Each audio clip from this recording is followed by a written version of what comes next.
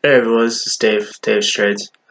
Uh, just wanted to go over my trade that I made and how it actually ended up turning out and why not to have paper hands like me. So let's just get into it.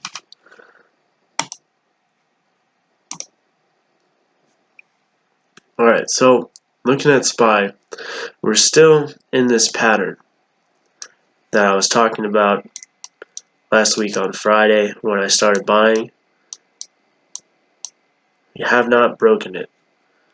Now as for the MACD, it looks fine. This confirmed correctly.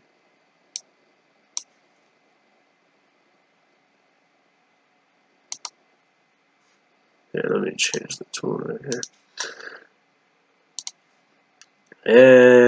And okay, I don't know. I think there is no.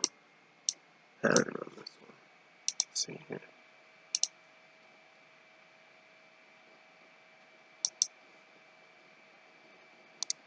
Sorry.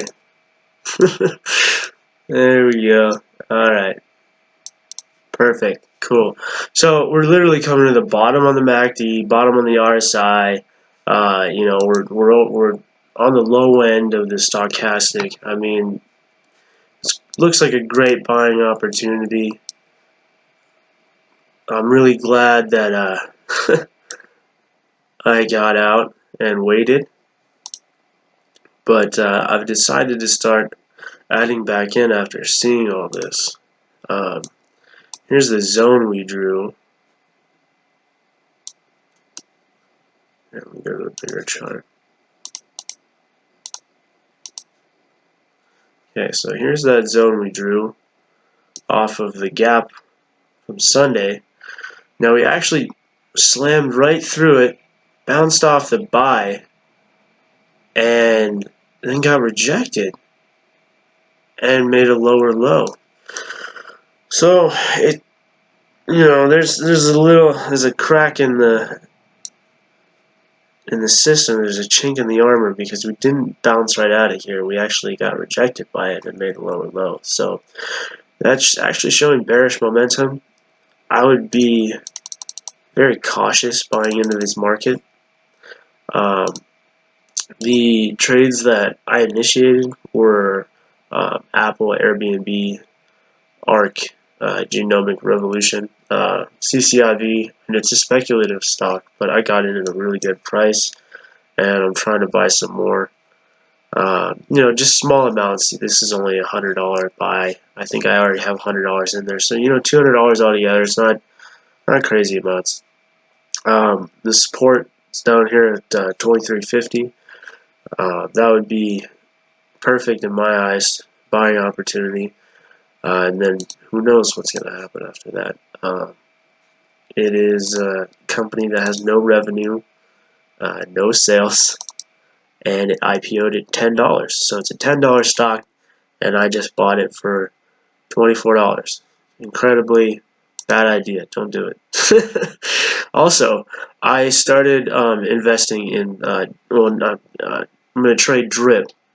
I'm going to start with 10 shares, 1150. The reason that I'm getting in DRIP is if you go to /CL, look how freaking overextended this gosh dang thing is. Look at this. Look at this. It's up 90%. It's up 90% right now, okay? Stuff's not supposed to go straight up 90% like this, unless it's a freaking penny stock. And if you look at the indicators, let's bring up some indicators on here. The basic. Look at this, overbought. We're almost overbought on the weekly. We're at 75, so haven't hit it on the weekly. But on the daily, we hit 80.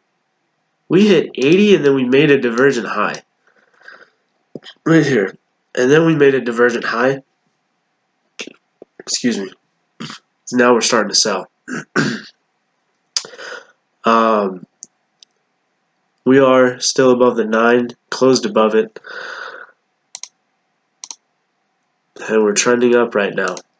But I believe that this rally is gonna have a pullback.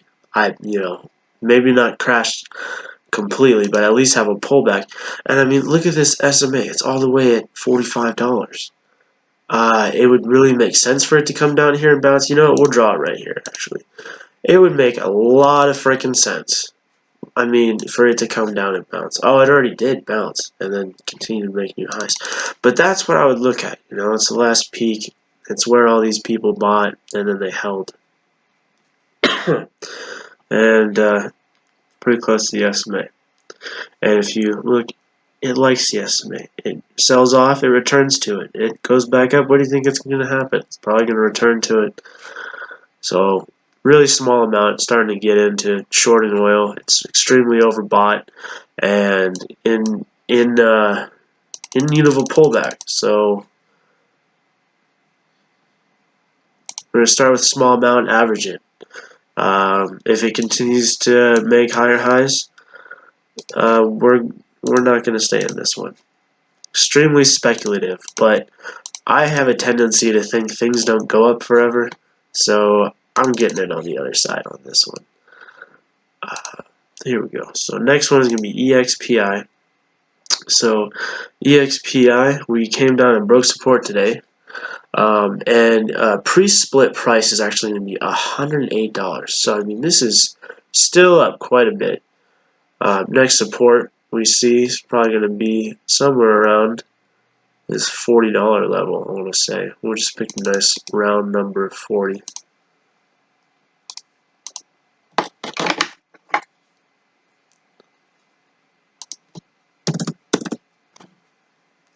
$40. So this is my buying zone, and then we're gonna start selling hopefully when it gets up there. Just averaging in small amounts. Gold, Barrick Gold, we're still holding that. It's bouncing around. We still have that monthly trend holding up. So this, maybe I should go a little bit further. Yeah, okay. So yeah, we're still holding up on that trend that I saw.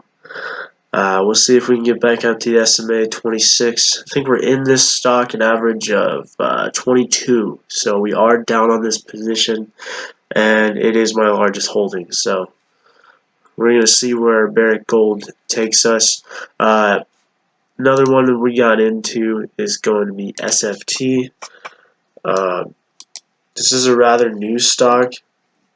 Looks like it IPO'd here in June 2019 for $9.85. So it hasn't really broke out of its IPO pricing. We'll see if we can get back up to 14.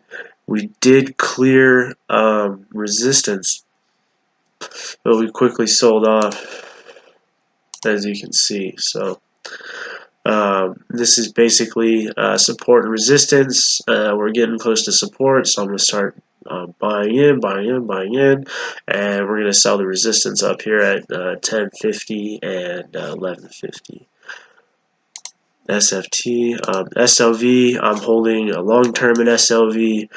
I think I'm currently down on my position. I'm holding long-term calls. I'll probably have it posted down in the description for you guys what my position in silver is. Don't have it right now. So the snowflake. I'm just gonna buy in on this one. We're near IPO pricing and way far from the peak.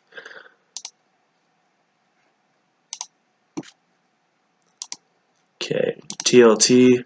We had that amazing sell-off like I was talking about. Bounced perfectly off this SMA. Got bought up like crazy. And now we're just chilling. So I picked up a call option. Expires in August. Then next we got Tesla. trying to buy in. Just oh, we didn't hold that trend. Wow, we're trending down on Tesla right now. So be careful getting in on this one. I am only buying one share, so I'm not like putting the whole farm on Tesla. But these are good prices, and if we start making higher highs up here, you know, hold long term, it'll be worthless.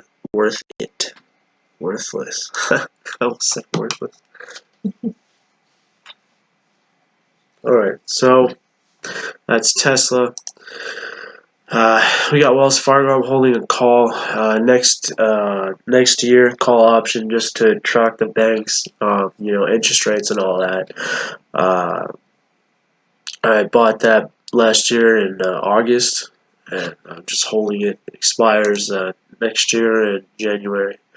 I think it's like a $60 or even $80 call. It's a really far out of the money call option, and it's just helps track the banks. I bought it originally because I figured interest rates would spike, and recently it did go up in value, but I just didn't sell and decided to hang on to it. Last thing I want to just go over ES one more time. We are extremely overbought. We're still in this pattern though. We have not broken out bearish and closed bearish, so I wouldn't go short just yet, and maybe start buying in small long positions since we're at our buy price and we're on the trend. It really depends on how this candle closes. If we close below, that's not a good sign, and maybe not a buying opportunity. We should wait until we have bullish signals. That would be a bearish signal. But for right now, it really looks like it could bounce. So keep your eye on this and see how tomorrow goes, and make your decision then whether you're gonna start buying in for a new high or start taking profits, or if you think we are gonna sell a lot more, then maybe even open a short position. Like I said in the past, it is extremely healthy for the market if we come back and bounce on this solid blue trend line. That's the original trend from 2008. So we're gonna just real quick right there. So that's the original top of the channel. Boom, boom, boom. We broke out. If it comes back and bounces here and then we make a new high, that would be the best thing ever. And I am saving a little bit of cash for that scenario in my account value. I'm not 100% in anything. I'm not heavily in margin. I'm not trading options, leveraging my positions. Excuse me, except for Wells Fargo, SLV, and TLT. Those are the three option positions that I'm holding. And like I said, I'll put those down in the description. Thank you all for tuning in. If you have any comments, questions, or anything you want me to go over in my next video, just let me know down in the comments below. This is Dave with Dave's Trades. Remember, just keep going.